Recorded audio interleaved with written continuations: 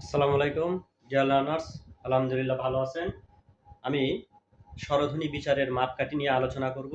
স্বরধ্বনি বিচারের মাপকাঠি তিনভাবে এই স্বরধ্বনিকে বিচার করা যায়।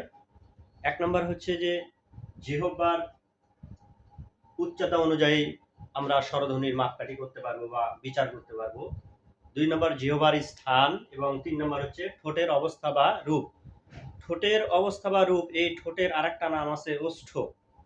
ঠোঁটের আরো একটি নাম ওষ্ঠ নামেও আমরা আখ্যায়িত করতে পারবো।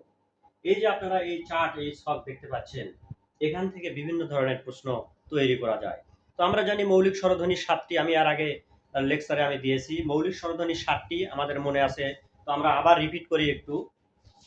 আপনারা দেখতে পাচ্ছেন এই যে ই, এ, এ, স্বরে আ, স্বরে ও, রস্য। রস্যই, রিপিট রস্যই এ, এ বানানে দেখতে পাচ্ছেন, এর সাথে জ ফেলা, স্বরের সাথে জ ফেলা, জ ফেলা উঠে গিয়ে আবার স্বরে আ। এগুলো আমি আগের লেকচারে আলোচনা করেছি আর কি। তারপরে স্বরেয় ও রস্য। এই যে মৌলিক স্বরধ্বনি 7টি, এইটা আমরা আজকে উচ্চারণ সম্পর্কে আমরা ধারণা পাবো যে স্বরধ্বনি বিচারের মাপকাঠি যে 3টি, সেটা কিভাবে বিচার করা হয় বা এখান থেকে কি ধরনের প্রশ্ন হয়। আপনারা দেখতে পাচ্ছেন আমি প্রথমে লিখেছি ঠোঁট। ঠোঁট নিয়ে কথা বলবো আমি একটু। ঠোঁটের অবস্থা বা রূপ। ওষ্ঠর অবস্থা বা রূপ নিয়ে কথা বলবো। ঠোঁটের অবস্থা বা রূপটা হচ্ছে আমরা 3ভাবে উচ্চারিত হয়। এক নম্বর হচ্ছে যে প্রসৃত। এক নম্বর কি? প্রসৃত। তারপরে হচ্ছে বিবৃত। এই যে লিখেছি বিবৃত। তারপরে হচ্ছে গোলাকার, ঠোঁট গোল হয়ে যায়। প্রসৃত মানে প্রসার হয়ে যাবে। আর হচ্ছে বিবৃত মানে একটু বড় পরিসরে হবে আর কি। উচ্চারণগুলো দেখলে আপনারা বুঝতে পারবেন। তারপরে আমি লিখেছি, এখানে দেখতে পাচ্ছেন জিহ্বার স্থান। জিহ্বার স্থান দেখতে পাচ্ছেন এখানে। জিহ্বার স্থানটা জিহ্বা উচ্চারণ করতে জিহ্বার মানে সম্মুখ দিকে যায়, তারপরে আবার পিছনের দিকে মানে পশ্চাতের দিকে যায়, পশ্চাতের দিকে যায় এবং কেন্দ্রীয় থেকে উচ্চারিত হয়। জিহ্বার যে কেন্দ্র আছে একদম গোড়া থেকে উচ্চারিত হয়। নেক্সট হচ্ছে জিহ্বার একটা উচ্চতা আছে, সেই উচ্চতাটা 4 ভাগে ভাগ হয়ে যায়। কয় ভাগে ভাগ হয়? 4 ভাগে ভাগ হয়ে যায়। 4 ভাগ আমি এখানে লিখেছি, এটা আপনারা দেখতে পাচ্ছেন। উচ্চ, উচ্চর পরেই আবার উচ্চ মধ্য, নিম্ন মধ্য নিম্ন। আই রিপিট, প্রথমে উচ্চ, তারপরে মনে রাখার জন্য প্রথমে উচ্চ, আমরা 4 ভাগে ভাগ করব জিহ্বার উচ্চতাকে। উচ্চ, তারপরে হচ্ছে নিম্ন। এখন নিম্নকে আবার আরেকটা ভাগ করলে নিম্ন মধ্য, আবার উচ্চকে আরেকটা ভাগ করলে উচ্চ মধ্য। এই জন্য আমি লিখেছি উচ্চ, উচ্চ মধ্য, নিম্ন মধ্য, নিম্ন। উচ্চ, উচ্চ মধ্য, নিম্ন, নিম্ন মধ্য। সরি, উচ্চ, উচ্চ মধ্য, নিম্ন মধ্য, নিম্ন। উচ্চ, উচ্চ মধ্য, নিম্ন মধ্য, নিম্ন। আপনারা দেখতে পাচ্ছেন এই যে উচ্চর মধ্যে লিখেছি আমি, এইখানে 3টা বর্ণ আছে। আপনারা দেখতে পাচ্ছেন ই, এ আছে। তার মানে কি উচ্চ, উচ্চ মধ্য আর হচ্ছে নিম্ন মধ্য। আর নিম্ন হচ্ছে স্বরে আ। এই যে জফলা উঠে গিয়ে স্বরে আ। একইভাবে আবার নিম্ন মধ্যের ঘরে চলে গেছে, দেখেন নিম্ন মধ্য, তারপর হচ্ছে উচ্চ মধ্য, তারপরে হচ্ছে উচ্চ। এখন এখান থেকে প্রশ্ন, জিহ্বার স্থান কি? সম্মুখ, কেন্দ্রীয়, পশ্চাৎ। এখান থেকে প্রশ্ন কিভাবে হবে দেখেন।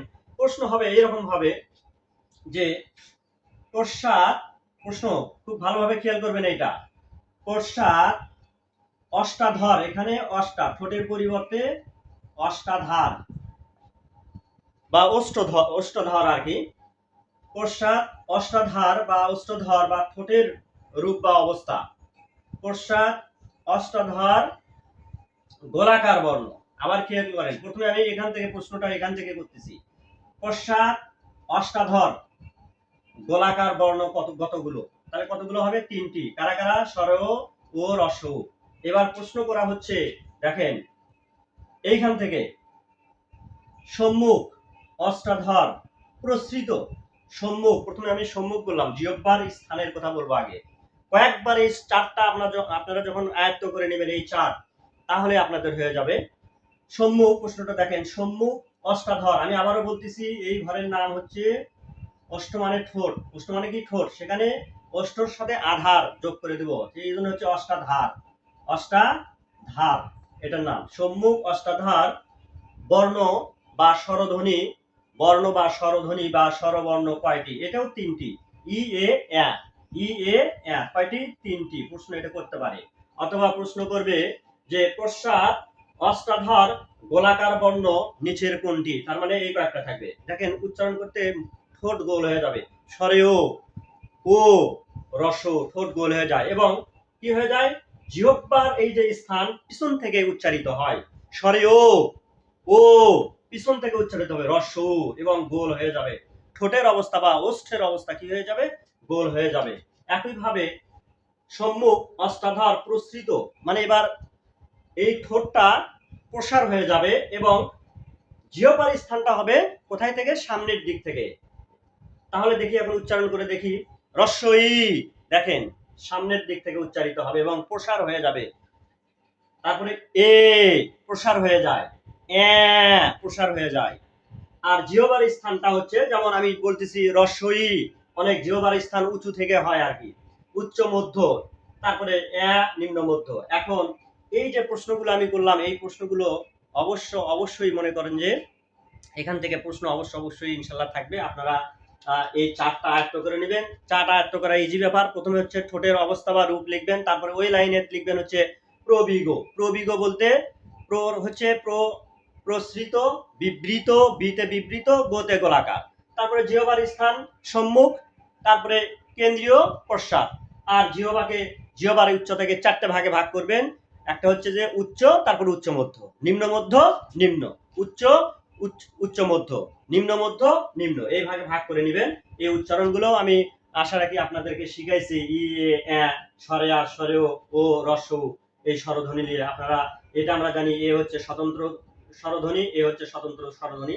আরো আমার যে আগের লেকচারটা অবশ্যই আপনাদের দেখতে হবে, তাছাড়া এটা আরো ভালোভাবে বুঝতে পারবেন না। অবশ্যই আগের লেকচার দেখবেন, এখান থেকে খুব ভালো প্রশ্ন হয় এবং একটা মার্কস বা দুটো মার্কস আমরা এখান থেকে ইনশাল্লাহ আয়ত্ত করবো। তা আশা করি বুঝতে পেরেছেন। পরবর্তী লেকচারের জন্য আপনাদের প্রতি ইনভাইট থাকলো। ধন্যবাদ সবাইকে। আসসালামু আলাইকুম।